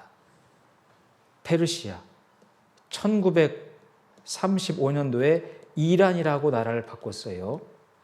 그 에티오피아, 리비아, 현재 존재하고 있는 나라 이름으로 기록되어 있어요. 바사는 이란이고 구스는 에티오피아고 붓은 리비아다. 공통점이 뭐냐면 미국과 이스라엘 나라와 친했던 국가들인데 갑자기 미국을 이스라엘을 버려버리고 러시아와 친해진 나라들입니다. 절대 우연이 아닐 거예요. 1977년도 신문입니다. 에티오피아가 이스라엘과 친하게 지내다가 친공산급선에 갑자기 공산국가가 되어버렸어요. 그리고 러시아와 친해졌습니다. 에티오피아 아주 노골적으로 러시아와 친하게 지내고 있다. 구소련이죠. 리비아 구테타가 벌어졌고 갑자기 러시아와 친하게 지내는데요. 리비아에서 언제든지 소련, 러시아에 미사일 기지를 제공하겠다라고 얘기를 했어요. 친하다 그 말입니다. 그리고 이란, 친소 급선회. 여러분, 이 이란이라고 하는 나라는 한국과도 굉장히 친한 나라였어요. 제 기억에 1977년도에 한국과 이란이 아주 좋은 관계를 갖고 있었고, 그 증거로 이란에다가는 서울 이름을 본따서 서울로를 만들어 놨고, 한국에다가는 이란의 테헤란, 수도 테헤란, 이걸 본따서 강남 한복판에다가 테헤란로를 만들어 놨어요. 굉장히 한국과 이란이 친했던 나라인데 갑자기 공산국가가 되더니 러시아와 굉장히 친해졌습니다. 절대 우연이 아니에요. 그리고요, 러시아에서 이란의 핵 전문가들을 600명이나 훈련을 시키고 있어요. 왜 그럴까요? 잘 훈련시켜서 마지막 전쟁에 데리고 가려고요. 러시아, 이란의 핵 원료를 팔고 있다. 세상 돌아가는 정세가 성경 말씀 그대로 되어가고 있지 않습니까? 예, 보세요. 자, 이란의 대통령, 러시아의 대통령, 그리고 터키 대통령입니다. 굉장히 친하게 지냅니다. 요즘에 국제 뉴스를 보세요. 세 나라가 얼마나 친하게 지내는지. 이게 다 우연일까요? 성경 말씀에 보면 러시아가 이란과 에티오피아와 리비아와 그리고 터키와 함께 평안히 거하고 있는 이스라엘 땅을 침략할 것이다 라고 분명하게 기록이 되어 있는 겁니다. 근데 이 전쟁은 여러분 핵전쟁이 될 거예요. 핵전쟁. 왜 그렇게 생각할 수 있냐면 뒤에 39장을 보겠습니다. 39장.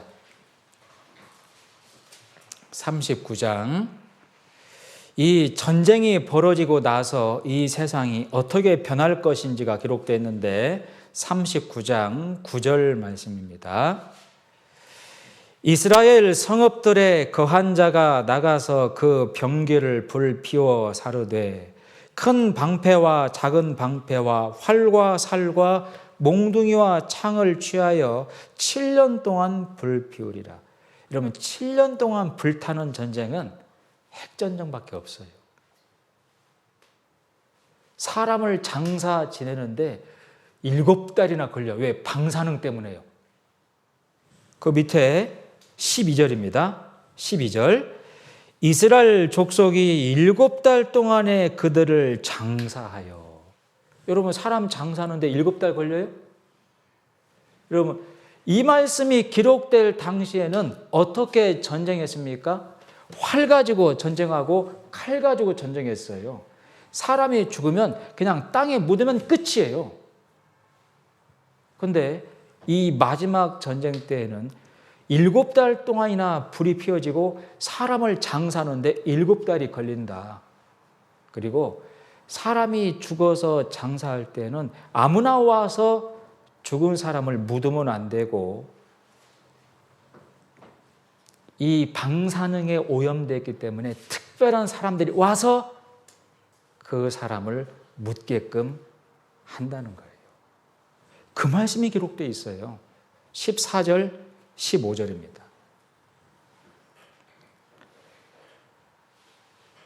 그들이 사람을 택하여 그 땅에 늘 순행하며 장사할 사람으로 더불어 지면에 남아있는 시체를 장사하여 그 땅을 정결케 할 것이라. 7달 후에 그들이 살펴보되 순행하는 자가 그 땅으로 통행하다가 사람의 뼈를 보면 그 곁에 표를 세워 장사하는 자로 와서 하몬곡 골짜기에 장사하게 할 것이요. 왜 특별한 사람들을 불러다가 그 사람을 통해서만 장사 지내게 하냐? 방사능에 오염되어 있기 때문에 그렇습니다. 여러분, 이건 2700년 전 말씀이에요. 마지막 전쟁을 벌이게 될 나라들이 지금 확인 가능한 나라 이름으로 기록되어 있고 어떤 일들이 벌어질지가 이렇게 자세하게 기록이 되어 있지 않습니까? 여러분, 이 성경은 분명한 사실이에요. 하나님은 살아계시는 겁니다. 여러분들이 원든 원치 않든 그 하나님을 반드시 만나셔야 되고요. 하나님을 만나시기 전에 반드시 죄에서 구원받으셔야 됩니다. 하나님은 거룩하신 분이기 때문에 죄를 무섭게 심판하시는 분이에요. 여러분들은 확실하게 죄에서 구원 받으셨습니까? 죄에서 구원 받은 이 말씀의 증거가 마음에 분명하게 있어요? 그게 있어야 돼요. 그게 없고 마음에 조금이라도 의심이 남아있다라면 구원 못 받은 겁니다. 온전한 사랑이 두려움을 내어 쫓나니 두려움에는 형벌이 있습니다. 내가 천국 갈지 지옥 갈지 두렵다라면 구원 못 받은 증거입니다. 이제 내일과 모레의 말씀을 여러분들이 잘 들어보시면 하나님 앞에 나의 모습이 어떠하고 어떻게 죄에서 구원받을 수 있는지 아주 제품 설명서처럼 자세하고 정확하게 성경 말씀에 기록이 되어 있어요. 믿음은 들음에서 나고 들음은 그리스도의 말씀으로 말미암느니라. 말씀을 잘 듣는 가운데에 여러분들이 구원받을 수 있는 겁니다. 여기 마지막으로 한 군데만 보겠습니다. 마태복음 24장입니다. 아주 중요한 24장 말씀을 오늘 배웠어요. 마태복음 24장 37절 말씀부터 보겠습니다. 24장 37절 말씀입니다. 예수님께서 말씀하셨습니다. 노아의 때와 같이 인자의 임함도 그러하리라. 홍수전에 노아가 방주에 들어가던 날까지 사람들이 먹고 마시고 장가 들고 시집 가고 있으면서 홍수가 나서 저희를 다 멸하기까지 깨닫지 못하였으니 인자의 임함도 이와 같으리라. 노아 때 사람들이 왜 홍수의 심판을 받았는지를 잘 생각하고 교훈받아야 된다 그 말입니다. 왜요? 예수님이 공중에 오실 때에도 그와 똑같을 것이다 그 말이에요. 노아 때 사람들이 왜 심판받았습니까? 관심이 없어요. 자기가 죽으면 천국 갈지 지옥 갈지 관심이 없는 겁니다. 하나님을 반드시 만나는데 하나님을 만나는 문제에 대해서 관심이 없어요. 오로지 먹고 마시고 시집가고 장가가고 세상 일에만 관심 갖고 살고 있는 겁니다. 지금도 이와 똑같을 것이다.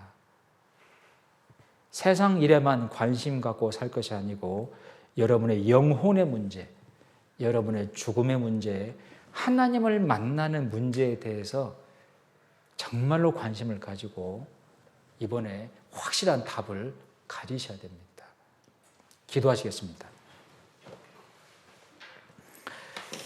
하나님 아버지 감사합니다. 오늘도 하나님의 귀한 말씀을 들려주셨습니다. 성경에 기록되어 있는 인간의 역사를 자세하게 알려주셨습니다.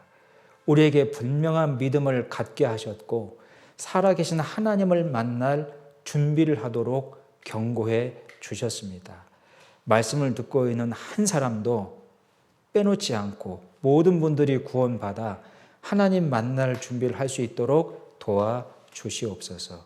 저희를 사랑하시는 예수 그리스도의 이름으로 기도드렸습니다. 아멘. 네, 마치겠습니다.